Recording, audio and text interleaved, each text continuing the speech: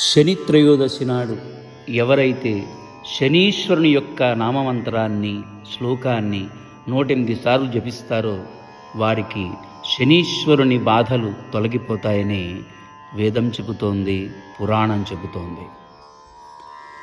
నీలాంజన సమాభాసం రవిపుత్రం యమాగ్రజం ఛాయామార్తాండ సంభూతం తం నమామి శనైశ్వరం. నీలాంజన సమాభాసం రవిపుత్రం యమాగ్రజం ఛాయామార్తాండ సంభూతం తం నమామి శనైశ్వరం. నీలాంజన సమాభాసం రవిపుత్రం యమాగ్రజం ఛాయామార్తాండ సంభూతం తం నమామి శనైశ్వరం.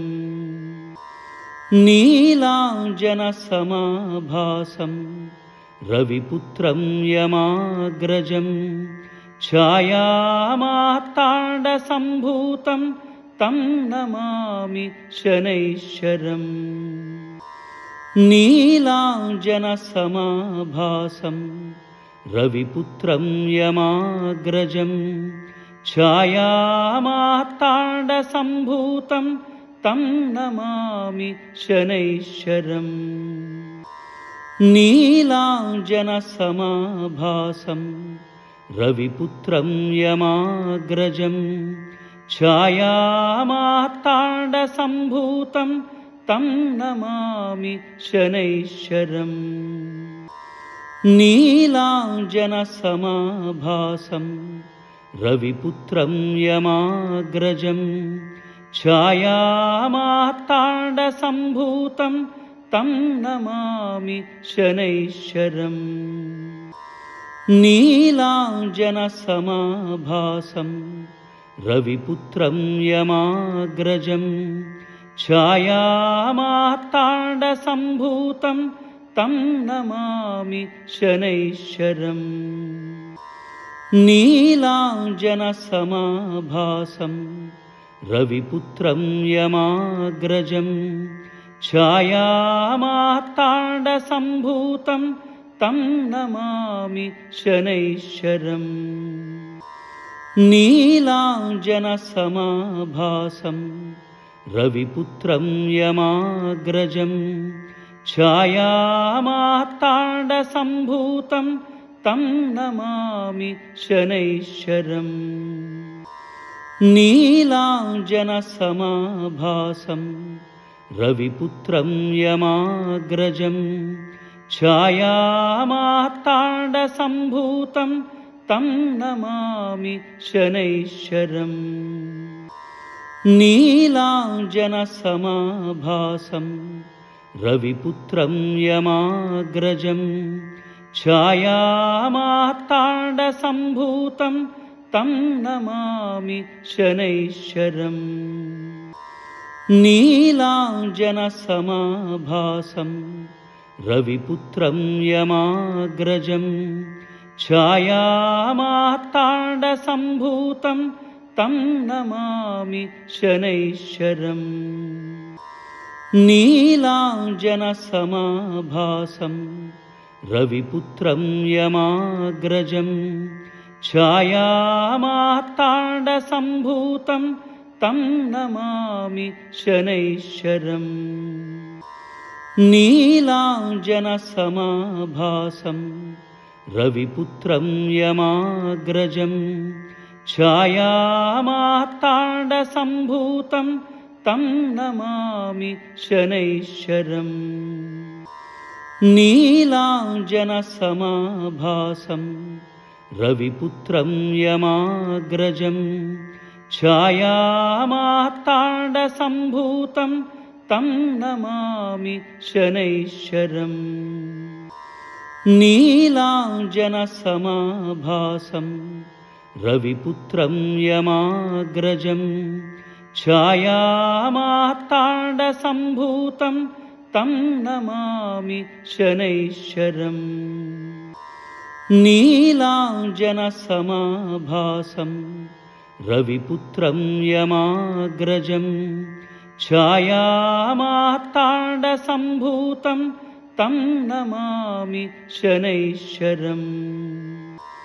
नीलाञ्जनसमाभासं रविपुत्रं यमाग्रजं छायामार्ताण्डसम्भूतं तं नमामि शनैश्वरम्। नीलाञ्जनसमाभासं रविपुत्रं यमाग्रजं छायामार्ताण्डसम्भूतं तं नमामि शनैश्वरम्। नीलाञ्जनसमाभासं रविपुत्रं यमाग्रजं छायामार्ताण्डसम्भूतं तं नमामि शनैश्वरम्। नीलाञ्जनसमाभासं रविपुत्रं यमाग्रजं छायामार्ताण्डसम्भूतं तं नमामि शनैश्वरम्। नीलाञ्जनसमाभासं रविपुत्रं यमाग्रजं छायामार्ताण्डसम्भूतं तं नमामि शनैश्वरम्। नीलाञ्जनसमाभासं रविपुत्रं यमाग्रजं छायामार्ताण्डसम्भूतं तं नमामि शनैश्वरम्। नीलाञ्जनसमाभासं रविपुत्रं यमाग्रजं छायामार्ताण्डसम्भूतं तं नमामि शनैश्वरम्। नीलाञ्जनसमाभासं रविपुत्रं यमाग्रजं छायामार्ताण्डसम्भूतं तं नमामि शनैश्वरम्। नीलाञ्जनसमाभासं रविपुत्रं यमाग्रजं छायामार्ताण्डसम्भूतं तं नमामि शनैश्वरम्। नीलाञ्जनसमाभासं रविपुत्रं यमाग्रजं छायामार्ताण्डसम्भूतं तं नमामि शनैश्वरम्। नीलाञ्जनसमाभासं रविपुत्रं यमाग्रजं छायामार्ताण्डसम्भूतं तं नमामि शनैश्वरम्। नीलाञ्जनसमाभासं रविपुत्रं यमाग्रजं छायामार्ताण्डसम्भूतं तं नमामि शनैश्वरम्। नीलाञ्जनसमाभासं रविपुत्रं यमाग्रजं छायामार्ताण्डसम्भूतं तं नमामि शनैश्वरम्। नीलाञ्जनसमाभासं रविपुत्रं यमाग्रजं छायामार्ताण्डसम्भूतं तं नमामि शनैश्वरम्। नीलाञ्जनसमाभासं रविपुत्रं यमाग्रजं छायामार्ताण्डसम्भूतं तं नमामि शनैश्वरम्। नीलाञ्जनसमाभासं रविपुत्रं यमाग्रजं छायामार्ताण्डसम्भूतं तं नमामि शनैश्वरम्। नीलाञ्जनसमाभासं रविपुत्रं यमाग्रजं छायामार्ताण्डसम्भूतं तं नमामि शनैश्वरम्। नीलाञ्जनसमाभासं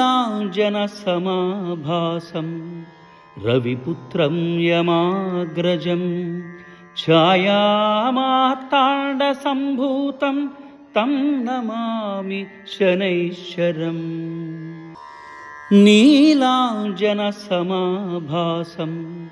रविपुत्रं यमाग्रजं छायामार्ताण्डसम्भूतं तं नमामि शनैश्चरम् नीलाञ्जनसमाभासं रविपुत्रं यमाग्रजं छायामार्ताण्डसम्भूतं तं नमामि शनैश्चरम् नीलाञ्जनसमाभासं रविपुत्रं यमाग्रजं छायामार्ताण्डसम्भूतं तं नमामि शनैश्चरम् नीलाञ्जनसमाभासं रविपुत्रं यमाग्रजं छायामार्ताण्डसम्भूतं तं नमामि शनैश्चरम् नीलाञ्जनसमाभासं रविपुत्रं यमाग्रजं छायामार्ताण्डसम्भूतं तं नमामि शनैश्चरम् नीलाञ्जनसमाभासं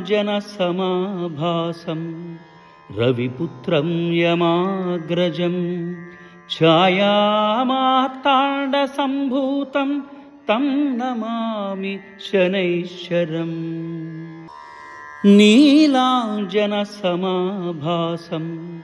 रविपुत्रं यमाग्रजं छायामार्ताण्डसम्भूतं तं नमामि शनैश्चरम् नीलाञ्जनसमाभासं रविपुत्रं यमाग्रजं छायामार्ताण्डसम्भूतं तं नमामि शनैश्चरम् नीलाञ्जनसमाभासं रविपुत्रं यमाग्रजं छायामार्ताण्डसम्भूतं तं नमामि शनैश्चरम् नीलाञ्जनसमाभासं रविपुत्रं यमाग्रजं छायामार्ताण्डसम्भूतं तं नमामि शनैश्चरम्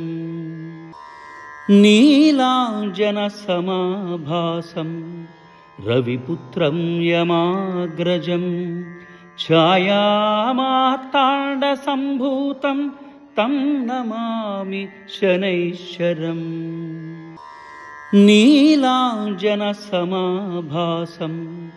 रविपुत्रं यमाग्रजं छायामार्ताण्डसम्भूतं तं नमामि शनैश्चरम् नीलाञ्जनसमाभासं रविपुत्रं यमाग्रजं छायामार्ताण्डसम्भूतं तं नमामि शनैश्चरम् नीलाञ्जनसमाभासं रविपुत्रं यमाग्रजं छायामार्ताण्डसम्भूतं तं नमामि शनैश्चरम् नीलाञ्जनसमाभासं रविपुत्रं यमाग्रजं छायामार्ताण्डसम्भूतं तं नमामि शनैश्चरम् नीलाञ्जनसमाभासं रविपुत्रं यमाग्रजं छायामार्ताण्डसम्भूतं तं नमामि शनैश्चरम् नीलाञ्जनसमाभासं रविपुत्रं यमाग्रजं छायामार्ताण्डसम्भूतं तं नमामि शनैश्चरम् नीलाञ्जनसमाभासं रविपुत्रं यमाग्रजं ఛాయామార్తాण्डसम्भूतं तं नमामि शनैश्चरम् नीलाञ्जनसमाभासं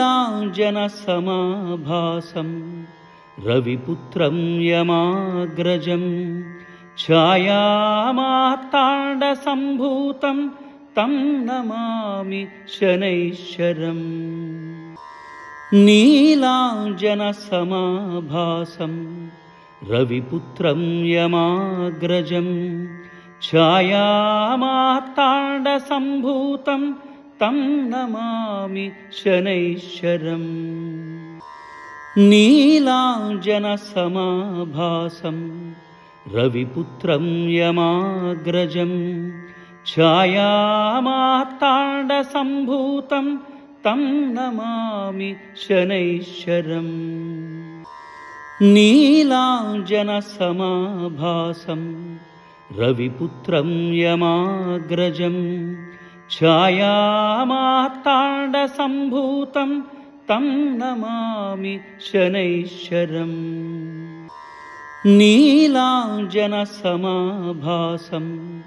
रविपुत्रं यमाग्रजं ఛాయామార్తాण्डसम्भूतं तं नमामि शनैश्चरम् नीलाञ्जनसमाभासं रविपुत्रं यमाग्रजं ఛాయామార్తాण्डसम्भूतं तं नमामि शनैश्चरम् नीलाञ्जनसमाभासं रविपुत्रं यमाग्रजं ఛాయామార్తాण्डसम्भूतं तं नमामि शनैश्चरम् नीलाञ्जनसमाभासं रविपुत्रं यमाग्रजं ఛాయామార్తాण्डसम्भूतं तं नमामि शनैश्चरम् नीलाञ्जनसमाभासं रविपुत्रं यमाग्रजं ఛాయామార్తాण्डसम्भूतं तं नमामि शनैश्चरम् नीलाञ्जनसमाभासं रविपुत्रं यमाग्रजं ఛాయామార్తాण्डसम्भूतं तं नमामि शनैश्चरम् नीलाञ्जनसमाभासं रविपुत्रं यमाग्रजं ఛాయామార్తాण्डसम्भूतं तं नमामि शनैश्चरम् नीलाञ्जनसमाभासं रविपुत्रं यमाग्रजं ఛాయామార్తాण्डसम्भूतं तं नमामि शनैश्चरम् नीलाञ्जनसमाभासं रविपुत्रं यमाग्रजं ఛాయామార్తాण्डसम्भूतं तं नमामि शनैश्चरम् नीलाञ्जनसमाभासं रविपुत्रं यमाग्रजं ఛాయామార్తాण्डसम्भूतं तं नमामि शनैश्चरम् नीलाञ्जनसमाभासं रविपुत्रं यमाग्रजं ఛాయామార్తాण्डसम्भूतं तं नमामि शनैश्चरम् नीलाञ्जनसमाभासं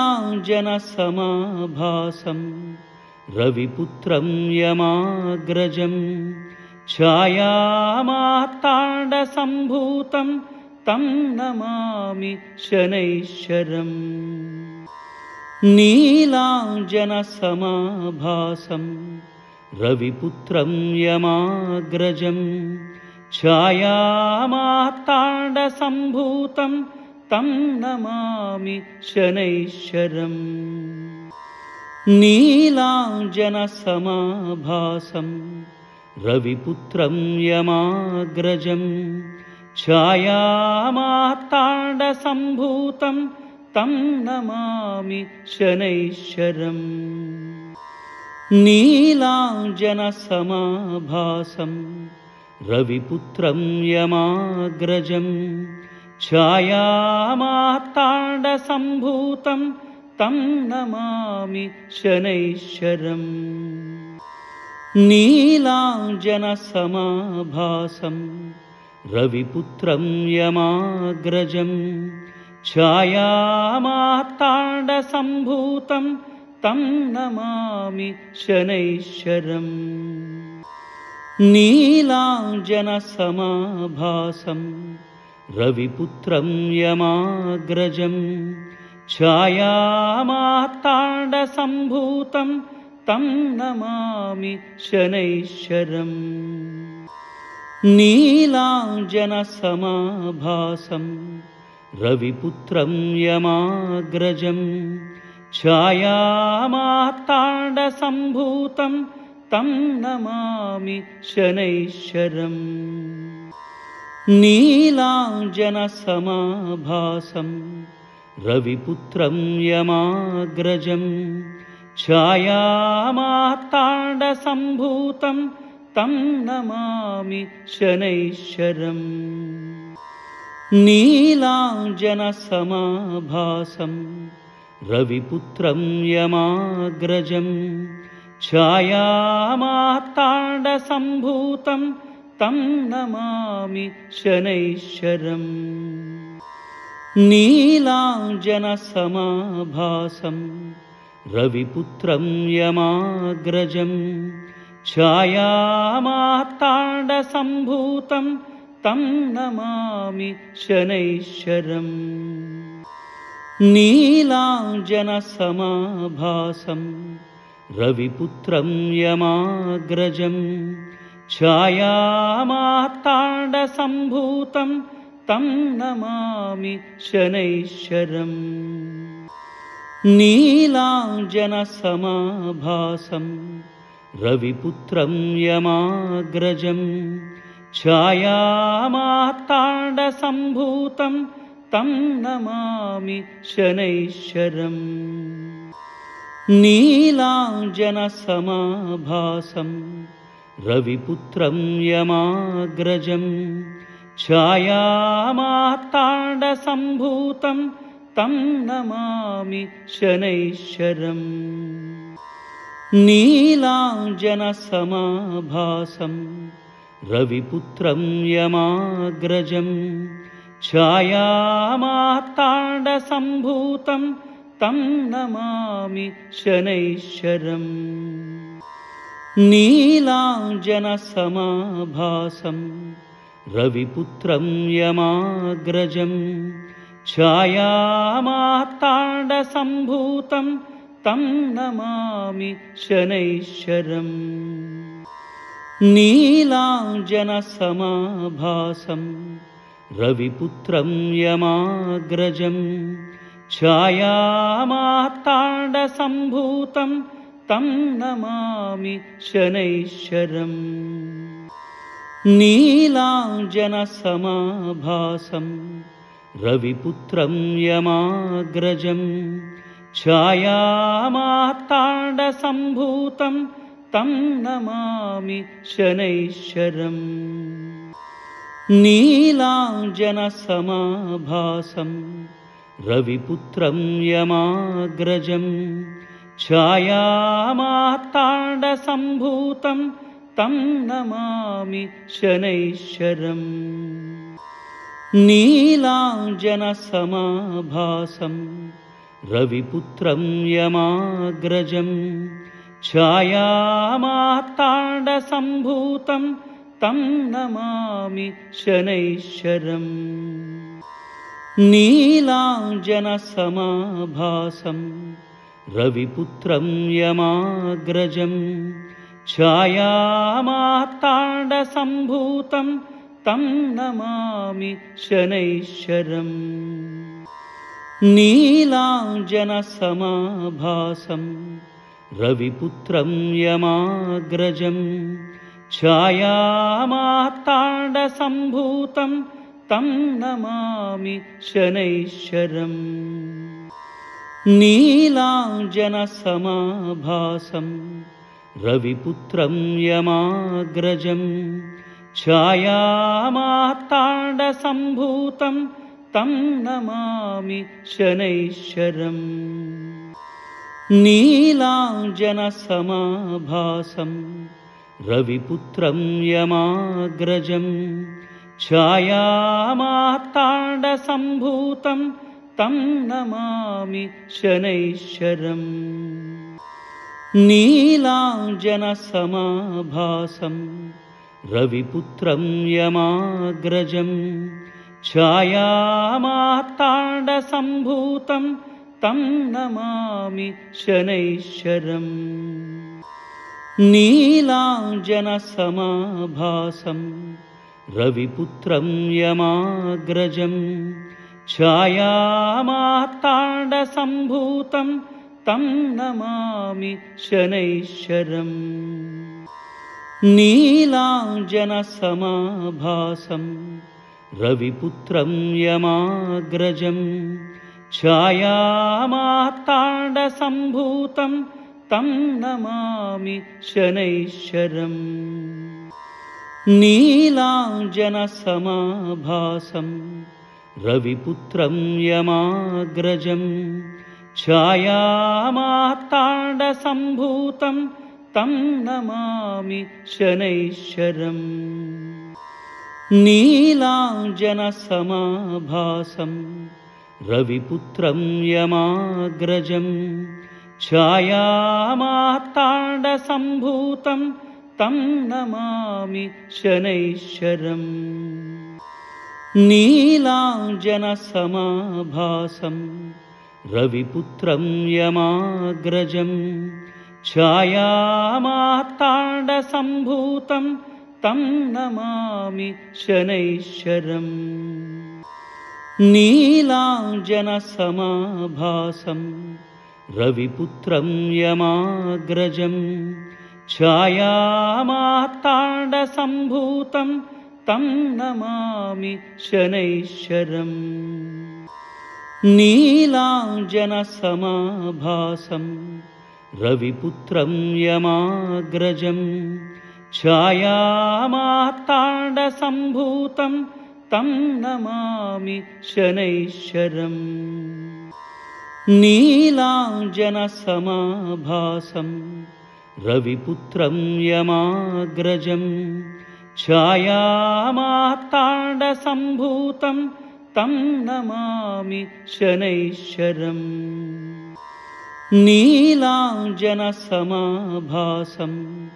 रविपुत्रं यमाग्रजं छायामार्ताण्डसम्भूतं तं नमामि शनैश्वरम् नीलाञ्जनसमाभासं रविपुत्रं यमाग्रजं छायामार्ताण्डसम्भूतं तं नमामि शनैश्वरम् नीलाञ्जनसमाभासं रविपुत्रं यमाग्रजं छायामार्ताण्डसम्भूतं तं नमामि शनैश्वरम् नीलाञ्जनसमाभासं रविपुत्रं यमाग्रजं छायामार्ताण्डसम्भूतं तं नमामि शनैश्वरम् नीलाञ्जनसमाभासं रविपुत्रं यमाग्रजं छायामार्ताण्डसम्भूतं तं नमामि शनैश्वरम् नीलाञ्जनसमाभासं रविपुत्रं यमाग्रजं छायामार्ताण्डसम्भूतं तं नमामि शनैश्वरम् नीलाञ्जनसमाभासं रविपुत्रं यमाग्रजं छायामार्ताण्डसम्भूतं तं नमामि शनैश्वरम् नीलाञ्जनसमाभासं రవిపుత్రం యమాగ్రజం ఛాయామార్తాండసంభూతం తం నమామి శనైశ్వరం.